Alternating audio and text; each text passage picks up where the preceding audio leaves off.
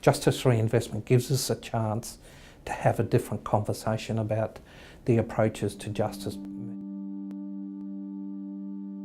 When you look at the incarceration rate of our people in this country, it's now at epidemic proportion, and sometimes, we did one community and there was 6% of the men incarcerated. That's 6% of the population out of that community, 6% of knowledge, family connections gone for a period of time, and that's time you never get back.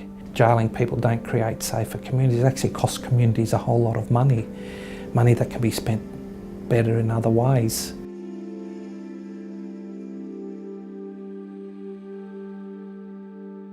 Justice Reinvestment is this concept from the United States where we divert money from the criminal justice system into diversionary programs that are generally run by communities.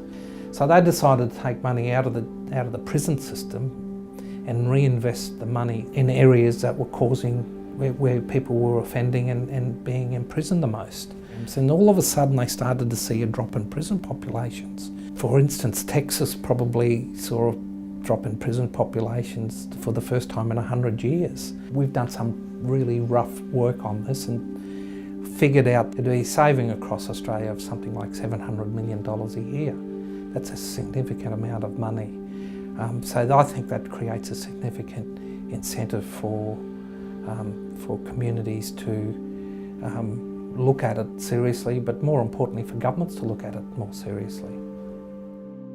So what we've done in Australia is actually go back to the community and get the community to drive it. Why are people offending? What are the crimes that are being committed there? What are the sentences like? And it's not just ball data about numbers and crimes, it's actually data about what works, what's been tried in other communities, what's been tried overseas. Research tells us once we get the data right, the solutions are pretty self-evident. We want communities to make decisions based on the evidence.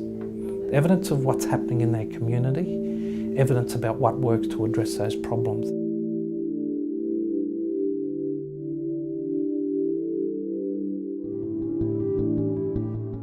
So for the last year we've been at Burke working with the community. What we've got to do is empower communities to have a say, giving them the capacity to engage with the service providers, giving them the capacity to engage with government to say this is what we want in our communities, not just what you think you need to deliver. That's why community responses are so important, because if we can't get the community to own the solutions, the results are never going to be sustainable.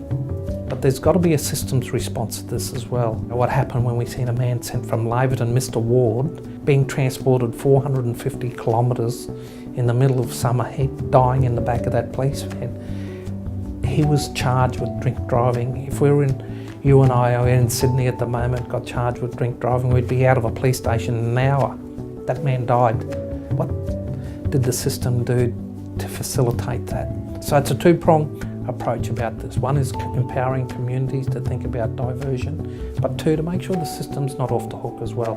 This incarceration of our people has, like we know, intergenerational effects. And if we don't address it, we're going to see not another lost generation, but another couple of lost generations.